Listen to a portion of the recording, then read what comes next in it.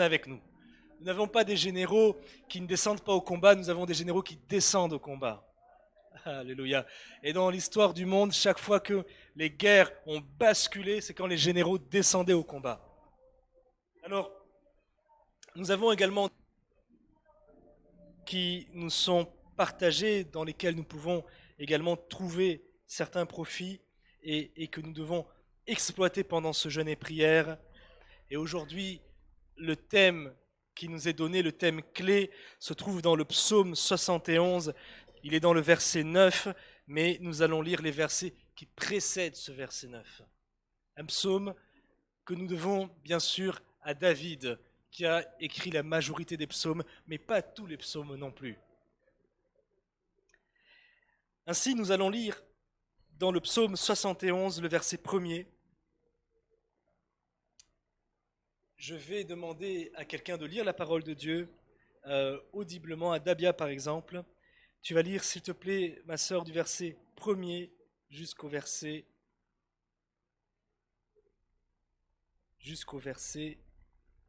10 carrément.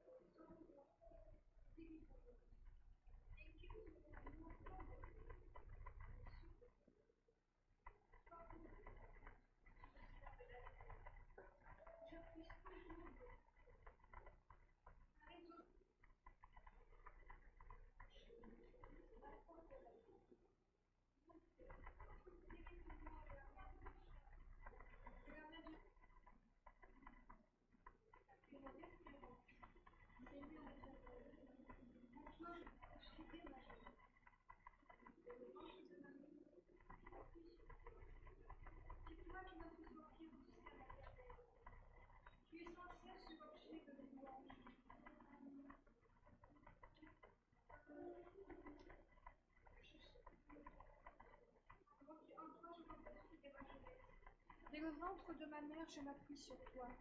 C'est toi qui m'as fait sortir du sein maternel. Tu es sans cesse l'objet de mes louanges. Je suis pour plusieurs comme un prodige, et toi, tu es mon puissant refuge. Que ma bouche soit remplie de tes louanges, que chaque jour elle te glorifie. Ne me rejette pas au temps de la vieillesse. Quand mes forces s'en vont, ne m'abandonne pas, car mes ennemis parlent de moi.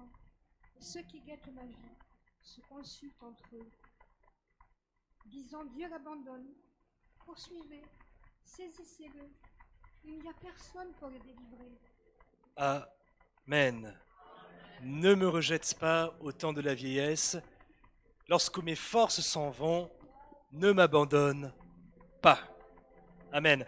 Et ce passage écrit par David, ce cantique chanté par David, nous donne une leçon. Ils nous apprennent que les difficultés et les combats, ou plutôt les choses à résoudre, ne s'arrêtent pas à un moment donné dans la vie. Jusqu'à un âge avancé, nous devons nous confier dans le Seigneur pour être protégés des difficultés, pour être gardés de l'ennemi. Amen. Ce psaume nous apprend encore beaucoup de choses.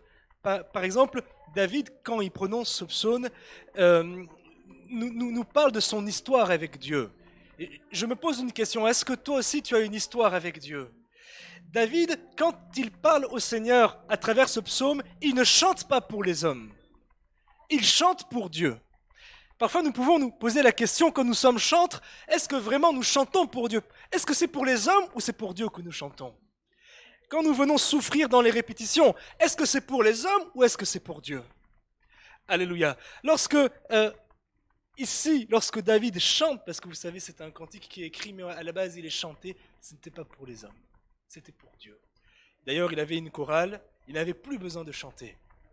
Mais même s'il était roi, il voulait rentrer dans la chorale pour chanter, continuer à chanter pour Dieu.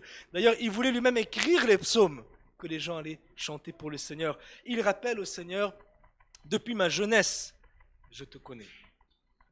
Et là, nous comprenons que parfois, nous avons le droit également de faire valoir nos œuvres devant le Seigneur, de rappeler au souvenir du Seigneur nos œuvres, même si nous nous confions en Christ Jésus. Puis il explique autre chose, il dit, dès le ventre de ma mère, je m'appuie sur toi. C'est peut-être un peu excessif, certains diront, mais il essaye de dire par là qu'il est né pour servir le Seigneur, que dans le ventre de sa mère, vulnérable, il ne dépendait de personne. Et nous allons parler tout à l'heure de la vulnérabilité. Amen. Quand le jeune homme est fort, quand la jeune fille est belle, ils s'appuient sur eux-mêmes. Ils s'appuient sur leur force. Mais avec le temps, la sagesse rentre. On commence à comprendre que nous ne sommes rien. Nous ne pouvons pas nous appuyer sur nous-mêmes. Et c'est ce que nous allons apprendre aujourd'hui en peu de mots. Il explique que quand il était dans le sein de sa mère, vulnérable qu'il était, eh bien, la femme qui est enceinte est vulnérable. Qui est-ce qui a gardé cet enfant dans le ventre? C'était Dieu. Et Dieu, lui seul. Que ma bouche soit remplie de tes louanges, que chaque jour elle te glorifie, etc. Et à ce moment, le psaume s'arrête. David prononce une sentence qui est qui pousse à la réflexion et dit « Ne me rejette pas au temps de la vieillesse. » Amen. Et donc ici, la vieillesse exprime la faiblesse. Amen. Et je ne dis pas que la vieillesse est synonyme de faiblesse, parce que nous allons voir tout à l'heure ce que Dieu dit par rapport à ça. Amen. Mais dans ce psaume, dans le contexte, pour lui, le fait d'être âgé, il le vit comme une forme il est vulnérable. Il n'est plus comme avant un guerrier, que les gens n'osaient pas regarder face à face. Tout le monde savait que c'était une légende vivante. Un grand guerrier, David. Tu ne peux pas lui manquer de respect. Amen. Mais il sent qu'il n'a plus la même force qu'avant. Il demande quelque chose à Dieu. Il dit, ne me rejette pas. Il est très fort. Avant de dire, ne m'abandonne pas, il dit, ne me... Et dans la Bible, on dit que le Seigneur, à plusieurs reprises, rejette des gens. Dans leur façon de marcher, ils n'ont pas plu à Dieu. À un moment, Dieu dit, pourquoi tu le regardes encore? Pourquoi tu regardes encore Saoul? Je l'ai rejeté. Ah bon? Donc Dieu lui aussi rejette des gens. Oui, Dieu rejette. Dieu peut nous rejeter. Quand Dieu considère que nous ne marchons plus droit, Dieu peut nous rejeter. Mais ce qui est paradoxal, et ce qui est, qui est de l'attribut même, qui est un attribut divin, Dieu pardonne aussi, parce qu'il est amour. Il dit ailleurs, je t'ai rejeté pour peu de temps, mais je t'ai pardonné. Amen. Et David est en faute ici, c'est ça qu'il faut comprendre. L'arrière-plan de ce texte ne nous est pas bien connu, mais David est en faute. Et dans la faute, il a une crainte. Il sait qu'il ne bénéficie plus totalement de la protection de Dieu. Et il demande, non, ne me rejette pas. Amen. Est-ce que quelqu'un qui nous entend a besoin de ne pas être rejeté par Dieu ce soir? Parce que si c'est le cas, qui que nous soyons, il faut savoir qu'effectivement, quand nous sommes en faute, quand nous sommes dans le péché, quand nous sommes dans la manipulation, quand nous sommes dans le mensonge, quand nous sommes dans l'entêtement, nous sommes dans une situation qui dure depuis longtemps, nous savons que nous devons résoudre le problème. Nous ne faisons pas comme les chefs d'entreprise, on dit qu'on apprend aux chefs d'entreprise, ne déplace pas le problème, solutionne le problème. Quand nous ne faisons que déplacer le problème, dans le temps et dans l'espace, à un moment donné, consciemment, quand nous venons dans la maison de Dieu, nous savons que notre prière n'est pas légitime. Amen. Et que la seule manière de recevoir, de vivre les bénédictions du Seigneur, eh bien c'est sa propre bonté. Elle n'est pas basée sur nous-mêmes, elle est basée sur Christ Jésus. C'est alors que la repentance entre en jeu. Alors, nous allons ouvrir ce chapitre un peu plus loin. Il dit « Ne me rejette pas » et il introduit une autre phrase et dit « Dans le temps de la vieillesse ». Je sais que je ne mérite pas, mais là vraiment je ne suis pas bien. Là vraiment ce n'est pas le moment. Je me sens vulnérable. Si tu me rejettes, il en est fini de moi. Il précise « Quand mes forces s'en vont, ne m'abandonne pas, car mes ennemis parlent de moi. » Il y a toujours des ennemis. Nous avions eu il y a quelque temps une prédication ici. Je ne sais même plus qui prêchait sur ça, quel est le prédicateur qui prêchait, mais ce prédicateur expliquait que dans son lit, il partait vers la fin. David dit on amène à David un problème. Tu dois trancher. il pensait qu'il était vers le repos, mais on avait encore besoin de lui sur la terre. Il pensait qu'il allait se reposer, que c'était le temps de partir, mais on avait encore besoin de lui sur la terre. Au roi, il faut que tu tranches.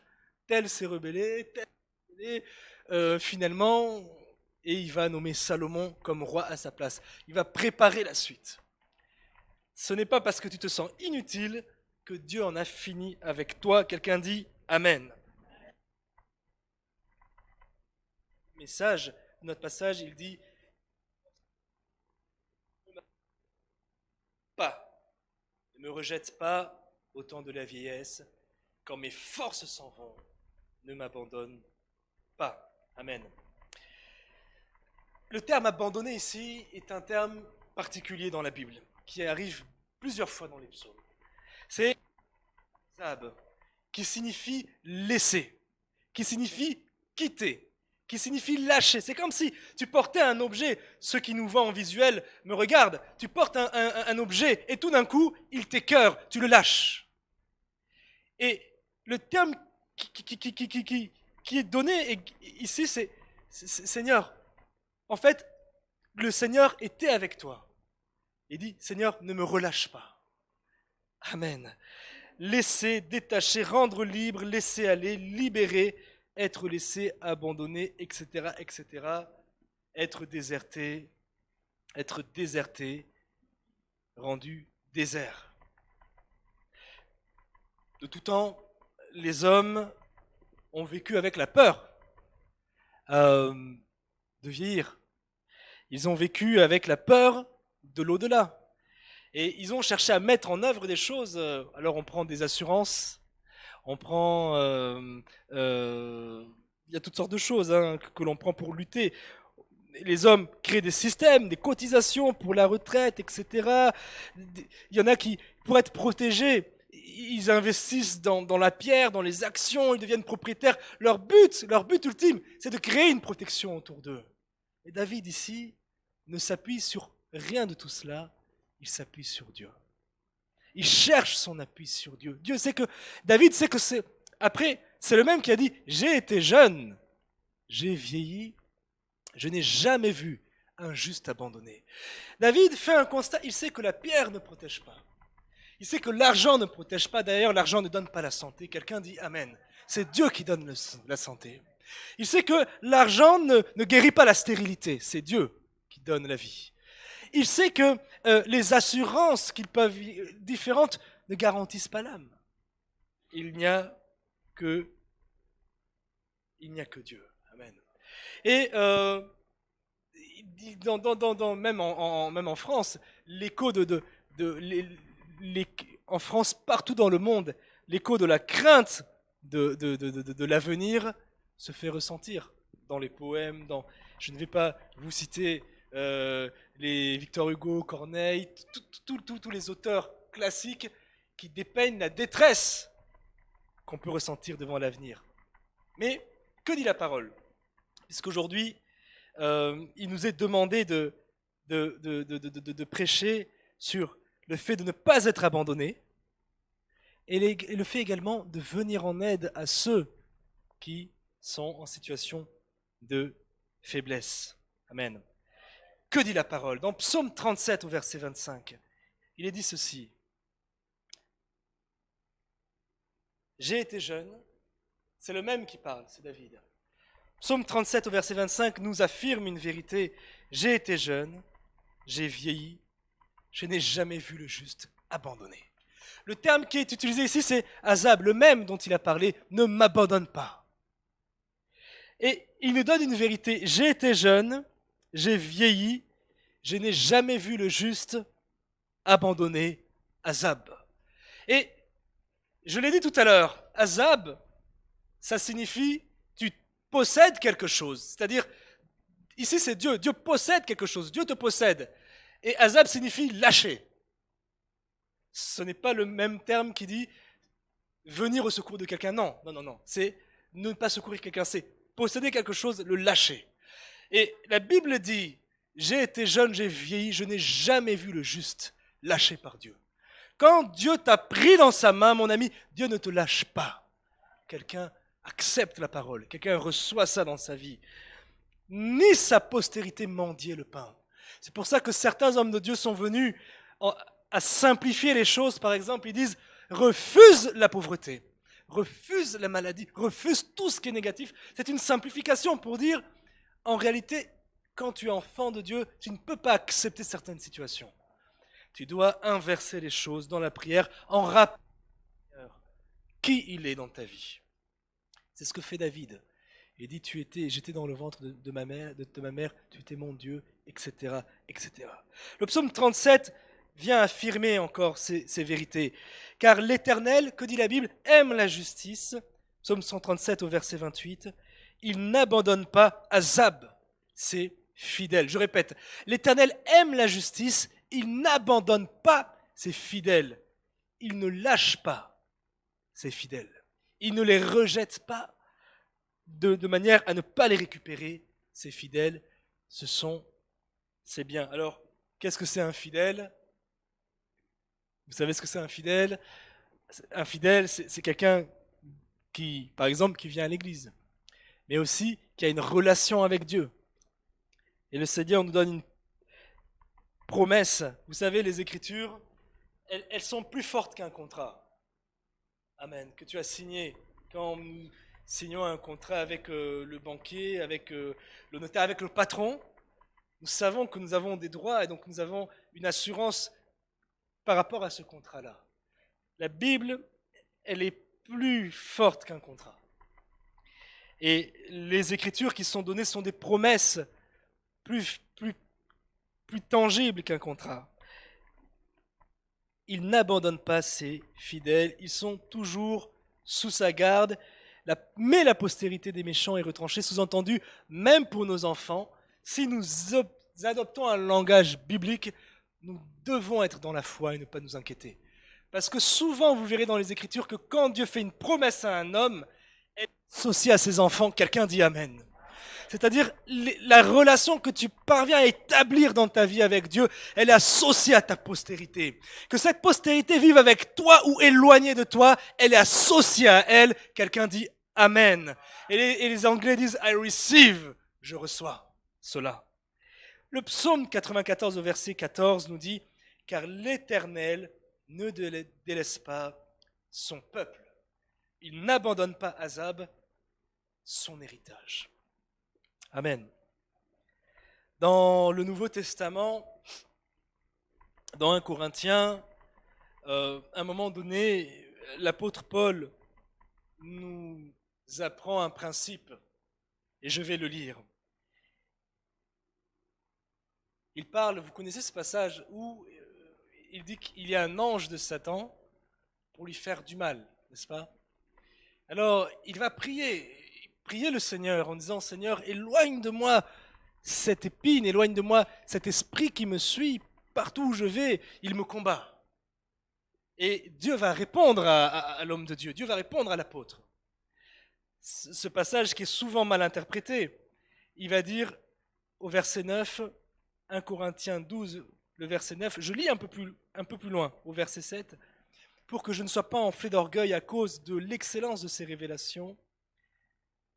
Il m'a été mis une écharde dans la chair et un ange de Satan pour me souffleter et m'empêcher de m'enorgueillir. Il apprend une vérité ici, il dit, bon, ce qui m'arrive parfois, ce n'est rien. Ce n'est que l'ennemi qui pense me combattre n'est en fait qu'au service de Dieu. Ce n'est rien, il n'agit pas par lui-même. S'il a la moindre présence dans ma vie, Dieu le permet. C'est pour m'empêcher de m'enorgueillir. Et il dit, 3 fois j'ai prié de l'éloigner de moi. Le Seigneur m'a dit, ma grâce te suffit, car ma puissance s'accomplit dans la faiblesse. Amen. Je crois que je prêche aujourd'hui pour quelqu'un qui s'est senti faible, qui s'est senti acculé contre le mur, qui s'est senti sans moyen de défense. Et le Seigneur dit, quand tu es faible, c'est alors que j'entre en scène, c'est alors que j'entre en action. Amen. Quelqu'un dit, je reçois. Amen.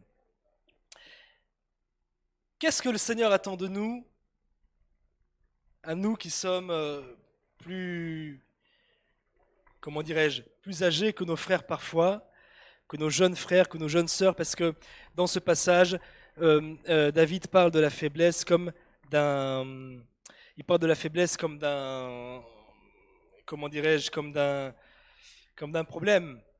Il parle du fait de prendre de l'âge progressivement comme d'un problème. Dans Jean chapitre 3, verset 1er jusqu'au verset 4, nous allons lire la parole de Dieu. Un homme vient vers Jésus. Dans Jean chapitre 3, au verset 4, le livre de Jean chapitre 3, au verset 4, un homme vient vers Jésus. Le Seigneur attend que nous le cherchions, sans distinction d'âge, sans distinction de race, sans distinction de genre. Et quand nous disons sans distinction de genre, je parle homme ou femme, nous ne sommes pas en train de dire qu'il n'y a pas de distinction, comme c'est le cas aujourd'hui dans notre société où on mélange les genres volontairement. Bon, ce n'est pas ce que la Bible dit. Amen. La Bible est claire. Un homme, c'est un homme, une femme, c'est une femme. Amen. Ça ne veut pas dire que l'homme est au-dessus, ni la femme. Non, c'est pas ça. Mais, alléluia, chacun en fait a un rôle à jouer. Dieu n'aime pas les mélanges de rôles. De la même manière, le fils n'est pas le père n'est pas le fils. Le fils ne doit pas se comporter comme le père de ses parents, ni inversement. Tous ces dérèglements, Dieu n'aime pas ça. Alléluia. Les enfants non plus ne doivent pas mal parler à leurs parents, leur manquer de respect, etc. Bon, les parents ne doivent pas délaisser non plus les enfants. Chacun a des rôles et à ces différents rôles, une bénédiction est associée. Alors, je lis ce passage duquel nous allons tirer quelques enseignements. Jésus et Nicodème. Il y avait un homme parmi les pharisiens nommé Nicodème qui était l'un des dirigeants juifs. Je lis dans une version de la Bible en français courant. Et il vint de nuit trouver Jésus et il dit « Rabbi, nous savons que tu es un maître qui enseigne de la part de Dieu, car personne ne peut faire les signes extraordinaires que tu accomplis si Dieu n'est pas avec lui. » Et Jésus lui répondit « Oui, je le déclare, c'est la vérité. Personne ne peut voir le règne de Dieu s'il ne naît pas de nouveau. » Amen. Alors, Dieu attend de nous que nous cherchions le Seigneur. J'aime ce passage parce que il est évident que Nicodème est un ancien. Amen. Mais, malgré son âge avancé, Nicodème cherche le Seigneur. Nicodème a gardé cet intérêt, cette curiosité vis-à-vis des choses de Dieu. Nicodème est attentif. Nicodème monte cette montagne. Vous savez, Jésus ne passait jamais la nuit, comment dirais-je, avec les hommes en bas de la montagne. La plupart du temps, les textes montrent que Jésus passait la nuit plus haut à la montagne. Les textes montrent aussi que souvent, les prophètes passaient la nuit à la montagne. Quand nous cherchons le Seigneur dans le jeûne et prière, nous allons à la montagne. D'ailleurs, en Israël, il y a le niveau, vous savez, le plus bas de la terre. C'est-à-dire qu'il y a une attitude. En Israël, il y a un endroit où on est en dessous de la mer. Et dans le monde entier, dans la surface du globe, c'est en Israël que se trouve le niveau le plus bas. Ça veut dire également que les montagnes sont à un niveau où on peut vivre et respirer. Parce qu'il y a des montagnes. Et même les montagnes élevées en Israël, on peut y vivre, on peut y respirer. Alléluia. Et ça veut dire que la montagne, c'est la représentation de la vie de prière. On peut y vivre, on peut y respirer. Amen. Et il fait une sorte d'ascension pour arriver vers Jésus. Et il dit à Jésus, mais vraiment, les miracles que tu vis, personne ne peut les vivre si Dieu n'est pas avec lui. Jésus lui répond, malgré ton âge, il faut qu'il y ait une nouvelle naissance, il faut que tu puisses naître encore une fois. Et parfois, même si la nouvelle naissance a eu lieu, à certains moments de notre vie, Dieu nous demande de faire le point, de naître encore une fois. je peux le dire, de naître de nouveau. Quand nous arrivons en fin d'année, comme ça a été le cas tout à l'heure, pardon, comme ça a été le cas récemment, c'est comme si le Seigneur attend de nous, en quelque sorte, une nouvelle naissance.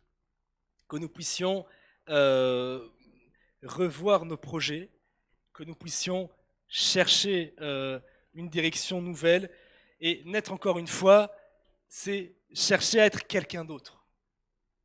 Amen. Et Nicodème s'interroge, malgré son âge, il dit, mais Nicodème lui demande, quelqu'un d'âgé peut-il naître de nouveau?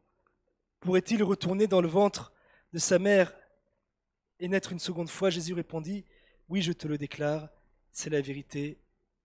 En gros, il lui dit, il faut naître d'eau et d'esprit. Tout à l'heure, le pasteur a prié, il a ajouté un sujet de prière, il a prié pour le réveil. Amen. Et ce sont les sujets de prière qui sont donnés, que partagent toutes les églises Foursquare, en fait, de notre famille d'églises. Quelqu'un sait ce que c'est le réveil? Est-ce que quelqu'un peut lever la main et me dire, c'est quoi le réveil, par exemple? Un réveil spirituel. Amen. Le réveil sous-entend qu'il y a un sommeil. Et vous n'ayez pas peur, prenez la parole, quelqu'un peut... Oui, ma sœur.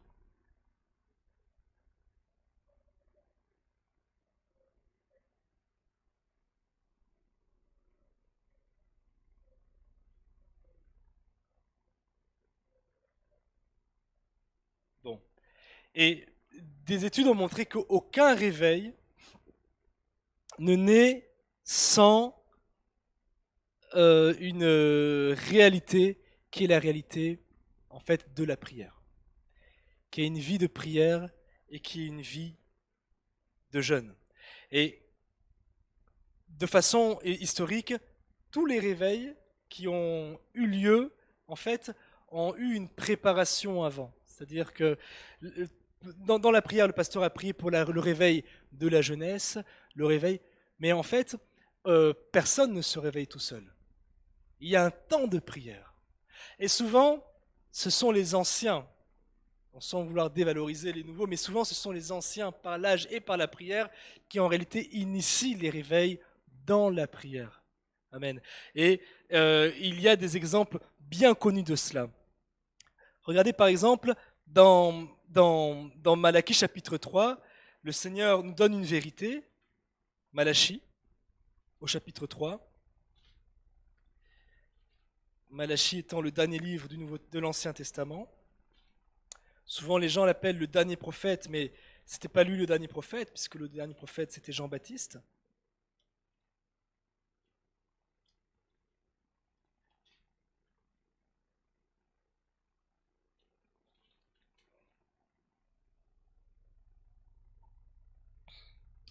Je lis le verset 23. Avant que vienne le jour du Seigneur, ce jour grand et redoutable, je vous enverrai le prophète Élie. Il réconciliera les pères et leurs enfants, et les enfants avec leurs pères. Ainsi, je n'aurai pas à venir détruire le pays. Alors, est-ce que quelqu'un peut le lire dans une autre traduction, s'il vous plaît? Une traduction Louis II, par exemple.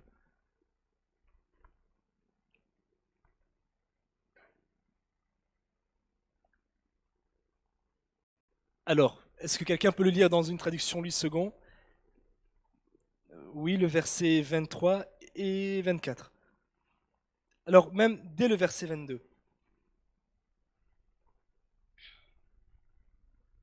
Tu lis bien fort, ma sœur. Hein?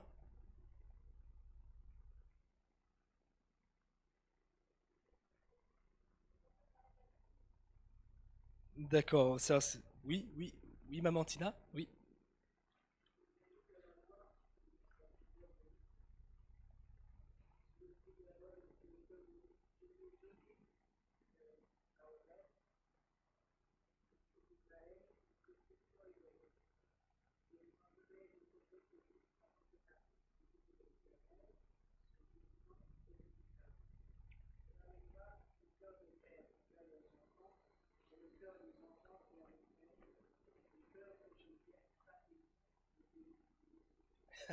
Amen. J'aime ce Dieu-là et cette parole parce que elle, il nous amène ici dans cette parole à nous faire violence pour chercher la réconciliation. Amen. Vous savez, il y a des choses qui sont réelles. Quelqu'un, par exemple, qui sait qu'il part en voyage, ne peut pas partir. Un bon père de famille, une bonne mère de famille, il y a une forme de sagesse qui s'appelle la sagesse universelle. On ne peut pas faire un long voyage sans régler d'abord les problèmes. Amen. En restant, par exemple, fâché, euh, alors qu'on a le pouvoir et qu'on sait dans notre cœur qu'il faut faire un effort de réconciliation. Amen. À un moment donné, la Bible dit que Dieu n'est pas dans le désordre. Donc on sait qu'on ne peut pas partir sans mettre de l'ordre. Et je ne sais pas si quelqu'un veut voyager, hein, mais on sait qu'on ne peut pas le faire. On sait qu'une bénédiction ne sera pas attachée à une telle attitude. Et Dieu ici, dans ce passage, nous amène une vérité par rapport au réveil, en réalité, qui doit se faire entre deux générations. Les enfants ne peuvent pas travailler seuls. Ils n'arriveront pas à l'excellence avec Dieu. Maintenant, les plus âgés aussi ont besoin aussi des enfants pour accomplir certaines choses pour Dieu. Et ainsi de suite, à tous les niveaux de différence, Dieu demande un travail en commun. À un moment donné, quand par exemple nous proclamons un jeûne et prière et que nous voyons que, comme c'est le cas en ce moment, que toute l'Église vient dans ce jeûne et prière, en réalité l'Église arrive à être unie dans un même but, dans une même projection, une même vision, et l'Esprit de Dieu descend. Alléluia. Parce qu'il y a un même but en commun.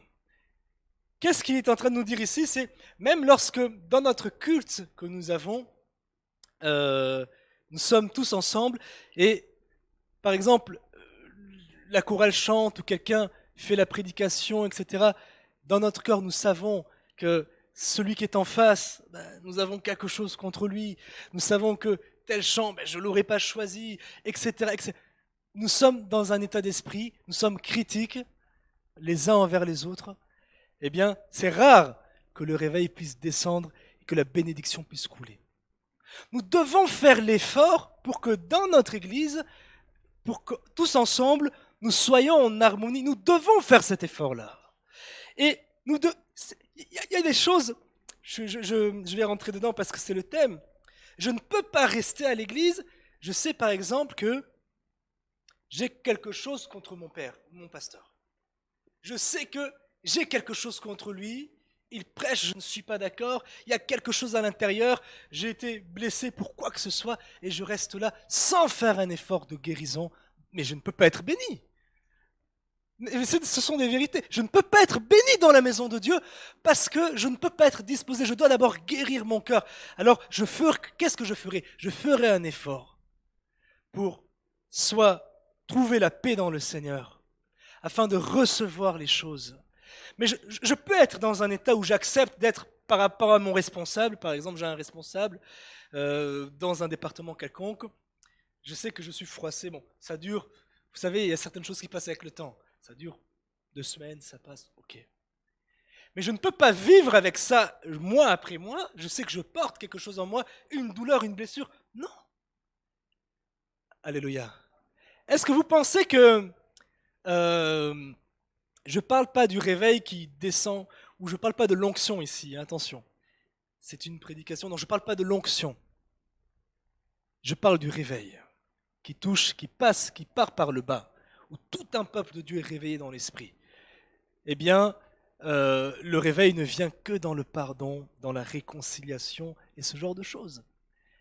Amen. Quand je reçois, je reçois de l'autre également.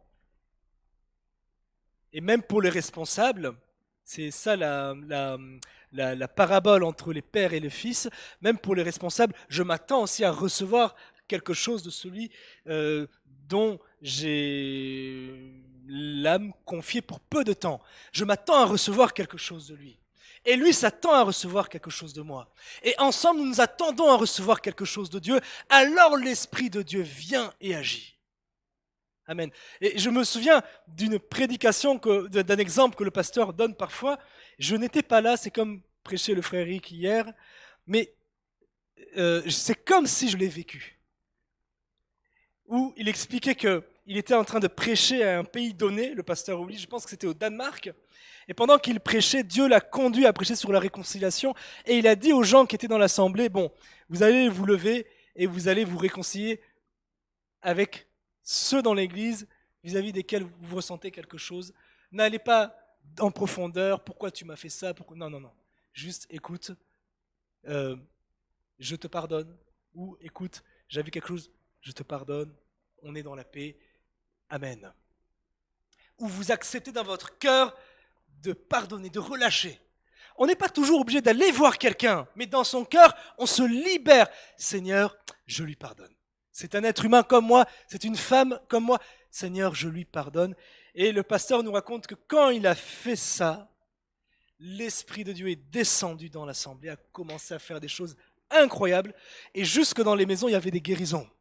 Pourquoi ? Parce que dans ton cœur, tu as relâché, tu as lâché un poids que tu avais contre quelqu'un. Et la Bible donc nous précise,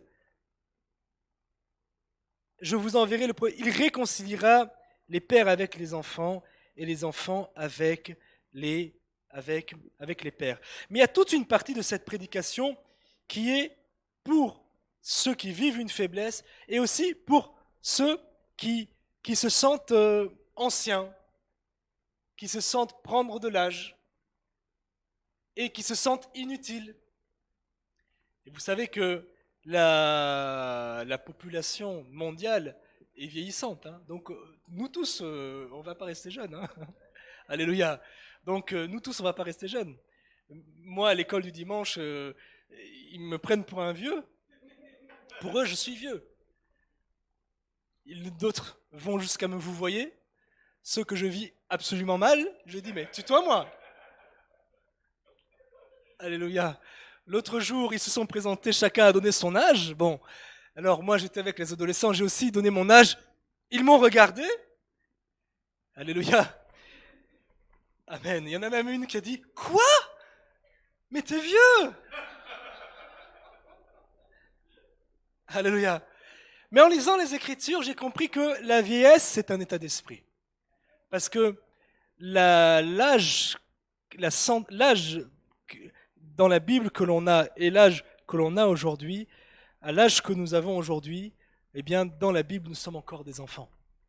Parce que la Bible, le fait de vivre de Dieu, prolonge en fait notre âge et notre santé sur la terre. Amen. Hein, c'est la vérité. Et pour ceux qui sont de générations différentes, nous avons des choses à recevoir des gens qui nous ont précédés dans la foi, qui sont responsables avant nous, qui ont vécu avant nous. Amen. Quand j'étais jeune, beaucoup plus jeune dans le ministère, je n'arrivais pas à définir mon identité dans le ministère autre que par l'opposition. On appelle ça le syndrome d'Oedipe. C'est-à-dire qu'il y a certaines personnalités pour se construire, ils doivent aller dans la confrontation. Vous savez, c'est pas pour rien que dans la cour de récréation, les garçons se battent. Pour définir leur personnalité, ils doivent se battre. Et donc, j'étais toujours, finalement, pour simplifier les choses, en opposition avec le pasteur Willy. Oh, alléluia. Et c'était ma construction de personne. Je définissais mon autorité, mon identité en me disant non, moi j'aurais fait comme ça. J'aurais fait comme ça. J'étais contre. Je n'étais pas foncièrement contre, parce qu'il y a parfois, malheureusement, des gens qui se glissent parmi les chrétiens, parfois des impolis. Mais je ne faisais pas partie de cela. Alléluia. Je gardais ce sentiment à l'intérieur de moi, en me disant, moi j'aurais fait comme ça. Moi j'aurais fait comme ça. Alléluia. La Bible nous apprend une vérité. Dans le livre des Juges au chapitre 2,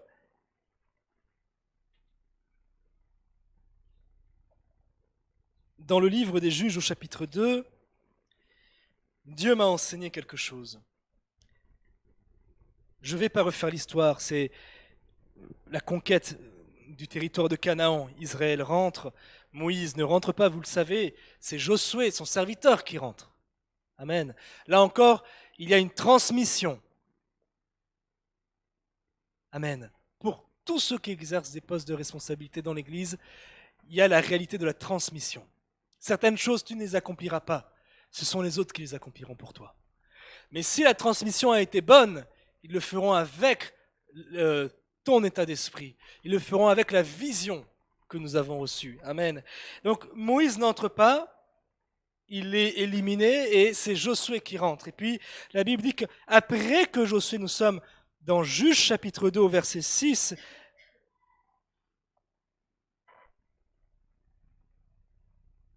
après que Josué eut renvoyé l'assemblée, les Israélites se rendirent chacun dans la part de terre qui lui revenait, et ils occupèrent ainsi le pays. J'ouvre une parenthèse pour dire, chacun d'entre nous a sa part dans le Seigneur. Et nous devons nous rendre vers notre part, pas vers la part du voisin. Il y avait un territoire pour Dan, un territoire pour Nephtali, un territoire pour Ruben, etc. Gad, chacun avait sa part. Je n'ai pas besoin de la part du voisin. D'ailleurs, la part du voisin ne peut pas me rendre heureux. Elle ne peut pas me permettre de m'accomplir. C'est seule ma part qui me permettra de m'accomplir. La Bible dit, ils servirent le Seigneur durant toute la vie de Josué et après sa mort. Ils servirent le Seigneur durant toute la vie de Josué et même après sa mort, tant que vécurent les anciens qui avaient vu les grandes choses, les grandes œuvres accomplies par le Seigneur en faveur d'Israël. Qu'est-ce que la Bible nous dit? Elle nous dit que les enfants d'Israël servirent Dieu tant que vivait Josué et tant que vécurent les anciens qui avaient vécu avec Josué. Là, ils servirent le Seigneur. Là, ils furent victorieux. Mais quand ces derniers sont partis, ils n'avaient plus de repères et ils se sont éloignés de Dieu. Amen. La Bible dit que le juste me frappe, c'est une faveur. Amen. Que le juste me frappe, c'est une bénédiction. Tant que j'ai à côté de moi des frères et des sœurs qui me gardent, gloire soit rendue au Seigneur. Amen. Je sais que si je m'égare, ils me reprennent. Que le Seigneur les bénisse. Amen. C'est cet état d'esprit-là que nous voyons. L'ancien qui a vécu des choses avec Dieu a toujours des choses à nous donner. Et nous n'avons pas à le mépriser. Souvenez-vous de cette particularité pour les lecteurs de la Bible. Vous savez avec moi que Élie le sacrificateur ne plaît plus au Seigneur, mais il est en poste. Amen.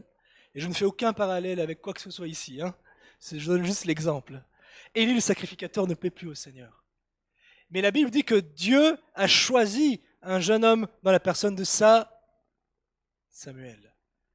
Et Dieu est toutefois Samuel, mais Samuel ne comprend pas le langage de Dieu.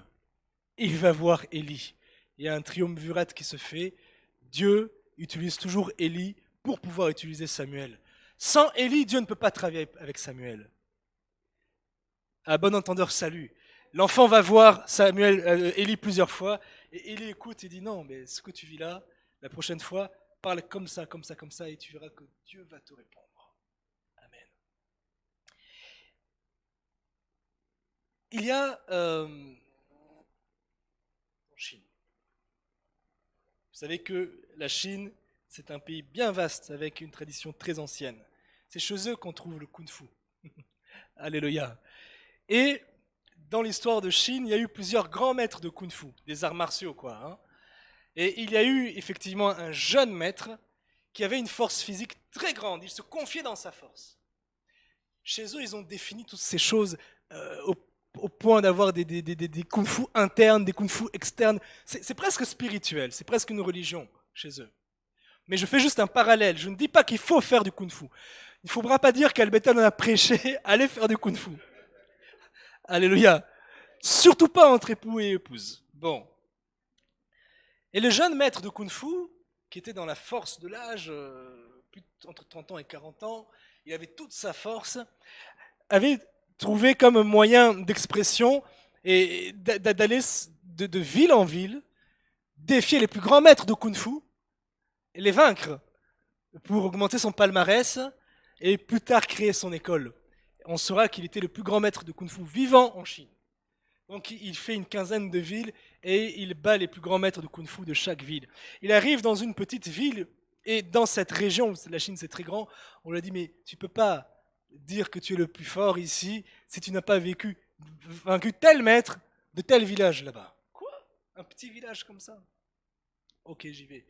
Où vit le maître? On lui dit le maître est là-bas. Il voit un vieillard. Il ne respecte pas l'âge du vieillard, il le défie. Amen. Et le vieillard, du coup, accepte le combat, ils se battent, mais avec sa violence, avec faire mal au vieillard, finalement, il arrive à vaincre le vieillard,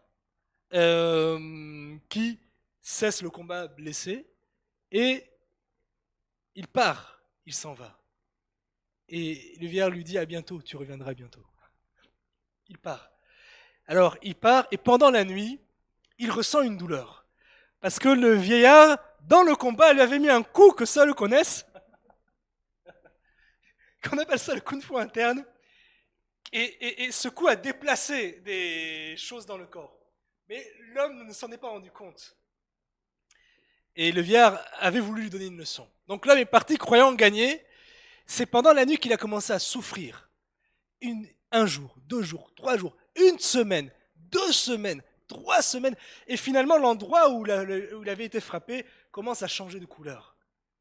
Et on lui dit, tu sais, retourne voir le vieillard que tu as combattu, parce que tu n'es pas le premier à qui ça arrive. Non, je ne peux pas, orgueilleux. Non, hors de question, je vais vivre, je vais guérir. Il va voir les médecins, tout ça. Personne n'arrive à lui remettre les organes en place à l'intérieur. Et finalement, il pensait qu'il allait mourir. Il part voir le maître et il s'agenouille et dit, écoute, tu m'as vaincu. Je te demande pardon, je souffre trop. On m'a dit que de venir te voir, c'est toi qui m'as fait ça. Tu m'as vaincu, je te demande pardon. On lui veut fumer la pipe. Et il dit, oui, en effet, c'est moi qui t'ai fait ça. Je t'ai fait un coup secret que tu ne peux pas apprendre si on ne te l'a pas transmis. Il dit, d'accord, mais comment est-ce que je peux vivre?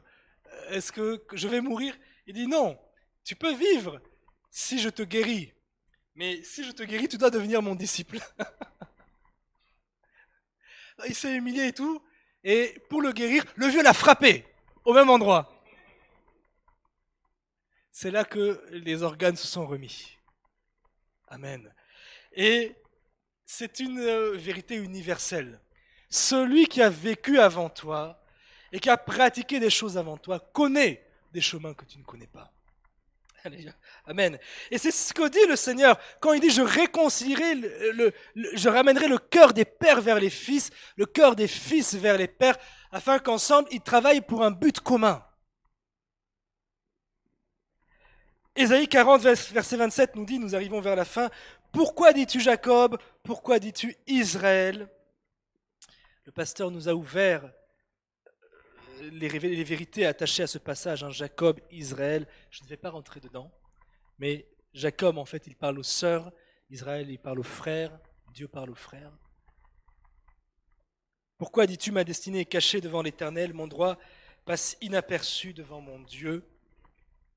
Ne le sais-tu pas, ne l'as-tu pas appris? Il est le Dieu d'éternité, l'Éternel qui a créé les extrémités de la terre. Il ne se fatigue pas, il ne se lasse pas. On ne peut sonder son intelligence. Il donne la force à celui qui est fatigué. Il augmente la vigueur de celui qui tombe en défaillance. Les adolescents se fatiguent et se lassent. Les jeunes hommes chancellent. Mais ceux qui se confient en l'Éternel renouvellent leur force. Ils prennent leur vol comme les aigles. Ils courent et ne se lassent point. Ils marchent et ne se fatiguent point. Amen. Je m'arrêterai là. Et vous savez que de nombreuses études aujourd'hui ont démontré le pouvoir de la parole. Et ont démontré que la parole que nous prononçons nous permet de matérialiser notre pensée. Tu peux avoir pensé des choses, mais une fois que tu l'as dit, tu peux être condamné à mort. Tu peux l'avoir pensé. Tant que tu le pensais, ça allait. Mais quand tu l'as dit, là, ça t'engage. Mais aussi, ils ont démontré le pouvoir de la pensée, puis le pouvoir de la parole sur le propre corps que nous avons. Le corps. Hein. Alléluia. De nombreux exemples le montrent. Et tout ce qu'ils découvrent aujourd'hui, ils ont découvert que, je vous l'ai déjà dit, ils ont découvert, ce sont les Japonais qui l'ont découvert en faisant des tests sur l'eau. On demande à des gens d'émettre des pensées négatives et grâce à des microscopes, on voit que l'eau réagit d'une certaine façon, elle se cristallise d'une certaine façon quand les pensées sont négatives. On demande à la même personne d'avoir des pensées positives, l'eau se cristallise d'une autre manière. On change d'individu. On demande à un deuxième individu d'avoir des pensées négatives, l'eau se cristallise de la même manière. On lui demande d'avoir des pensées positives, l'eau se cristallise de la même manière que l'autre. L'eau ressent les pensées que nous émettons. La parole a un pouvoir sur le corps, mais toutes ces vérités qu'il découvre aujourd'hui, Dieu l'avait déjà dit dans la Bible. Dieu dit, pourquoi tu parles comme ça? Ne parle pas comme ça. Parle comme ça. Prononce telle parole de bénédiction et elle agira dans ta vie. Et ici, qui est d'ailleurs notre verset de conclusion, c'est là, le Seigneur nous dit, pourquoi dis-tu ô Jacob, pourquoi dis-tu ô Israël, ma destinée est cachée. Nous l'avons vu tout à l'heure, nous pouvons rappeler cela, le Seigneur n'abandonne pas ses fidèles. Amen. Et dans la même occasion, le Seigneur nous demande de ne pas nous plaindre, de ne pas avoir des paroles qui, en les prononçant, vont être entendues par le monde invisible, des paroles de défaite, des paroles de découragement. Au contraire, il nous demande de prononcer sur nos vies des paroles de bénédiction et de promesses écrites dans la Bible. Amen. Il augmente la vigueur de celui qui tombe en défaillance.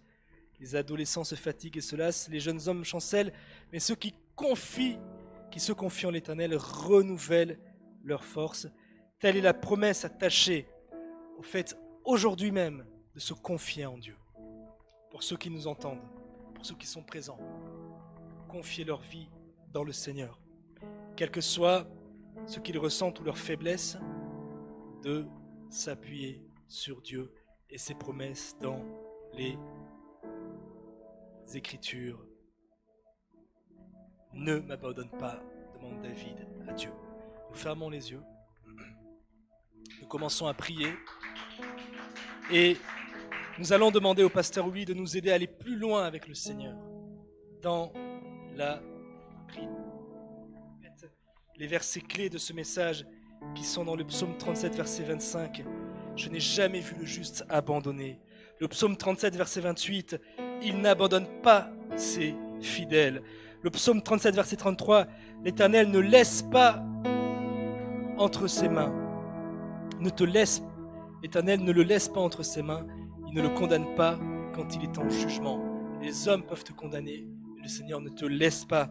Le psaume 94, verset 14 qui dit « Car l'Éternel ne délaisse pas son peuple. » Dieu ne délaisse pas El Bethel, n'abandonne pas son héritage, dit la Bible. Nous allons prier avec le pasteur, ou prions dans le nom de Jésus-Christ, selon ce message.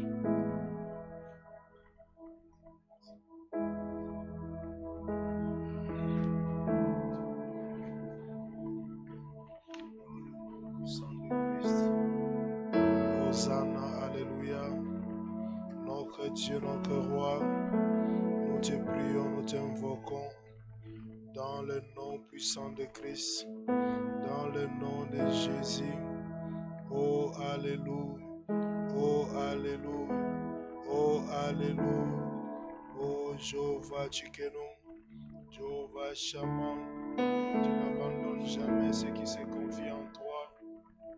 Nous te prions, notre Dieu, nous te prions, notre Seigneur, dans le nom puissant de Christ, dans le nom de Jésus, notre Seigneur, notre Roi, notre Dieu. Au nom puissant de Christ, le Seigneur de gloire, le Seigneur de bonté, nous avons ainsi prié. Nous prions, puisse se souvenir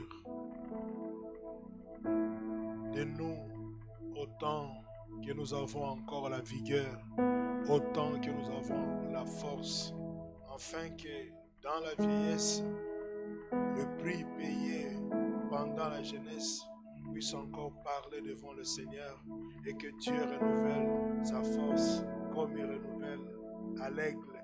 Nous prions le Seigneur notre Dieu. Alléluia. Seigneur, nous te prions, oh Dieu, afin que pour le temps investi maintenant, que Seigneur, tu puisses nous renouveler encore dans le nom puissant de Christ Jésus.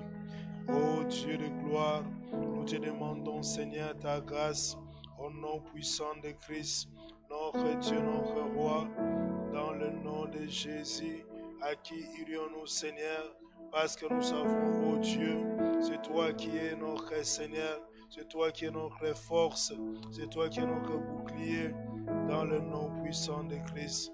Nous te prions, Seigneur, nous t'invoquons, ô notre Dieu, dans le nom de Jésus-Christ, dans le nom de celui qui nous a aimés les premiers. Viens renouveler encore notre force, viens renouveler encore notre énergie, viens renouveler encore notre espérance en toi, Christ Jésus, notre Seigneur, notre Dieu. Nous te prions, Seigneur, nous t'invoquons au nom de Christ Jésus, notre Seigneur, notre Dieu, dans le nom puissant de Christ. Nous disons encore au Seigneur de soutenir toute l'Église dans le monde entier, tous ceux qui sont dans cette jeûne de prière pour la gloire de son nom, afin d'aller jusqu'au bout de notre jeûne de prière. Nous prions le Seigneur. Alléluia. Dans le nom de Christ Jésus, notre Seigneur, notre Roi,